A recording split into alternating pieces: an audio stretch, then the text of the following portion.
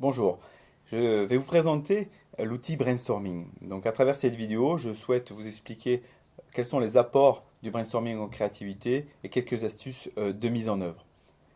Le brainstorming est un outil qui est l'outil le plus répandu dans nos entreprises, non seulement parce qu'il est enseigné à l'école, mais souvent utilisé dans les entreprises pour sa facilité de mise en œuvre.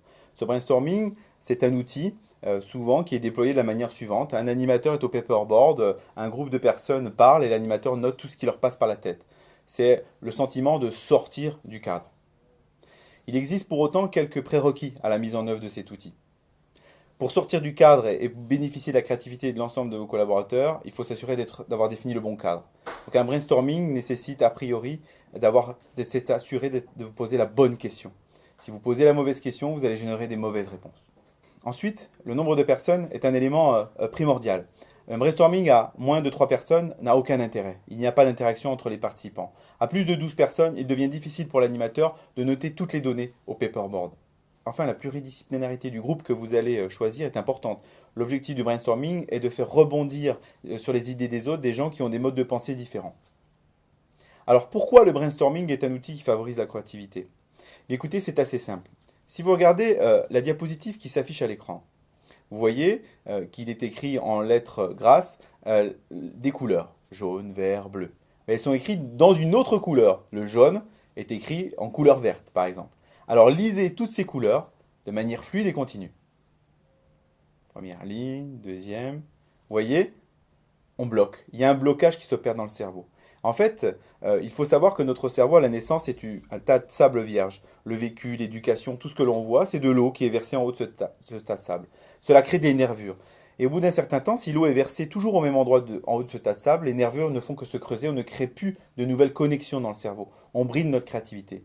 Et en fait, imaginez-vous réfléchir en mode brainstorming à un sujet particulier, on vous demande d'être créatif, et d'avoir l'effort à faire de noter. Ben, vous allez passer d'une partie du cerveau à l'autre partie du cerveau et vous allez opérer des blocages. Le brainstorming vise à gommer ces éléments-là en vous permettant de vous concentrer juste sur la voie orale, c'est-à-dire votre capacité à rebondir sur les idées des autres et une personne note ces éléments au paperboard pour vous.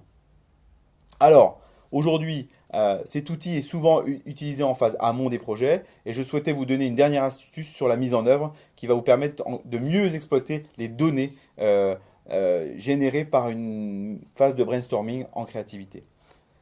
Cette méthode est assez simple. Généralement, lorsqu'on anime un brainstorming, par exemple ici, comment innover dans les vacances, il faut des loisirs, du sport et ainsi de suite, vous allez noter un ensemble de données petit à petit sur le paperboard. C'est ce que l'on fait généralement. Il devient difficile de traiter l'information puisqu'on a tous les éléments sur un seul et même papier et il devient difficile de composer. Ce que l'on fait dans nos séances, c'est que l'on prépare l'ensemble de nos paperboards de post-it qui nous permet, lorsque les participants parlent et nous disent bon, pour améliorer les loisirs, il faut travailler sur les sports, pour améliorer les loisirs, il faut travailler sur le repos et ainsi de suite, on va pouvoir noter l'ensemble des données post-it par post-it. Ce qui fait qu'en fin d'animation, vous n'aurez plus qu'à traiter et à synthétiser de la manière suivante. Tous les éléments qui sont autour du sport seront regroupés autour de ce groupement d'idées-là. Tout ce qui est autour du repos ira autour de ces éléments-là. Et à la fin, vous aurez un brainstorming qui est en plus synthétisé, qui permettra de rebondir et d'élaborer des fiches idées sur la base de ce que vous avez produit. Voilà, à vous de mettre en œuvre.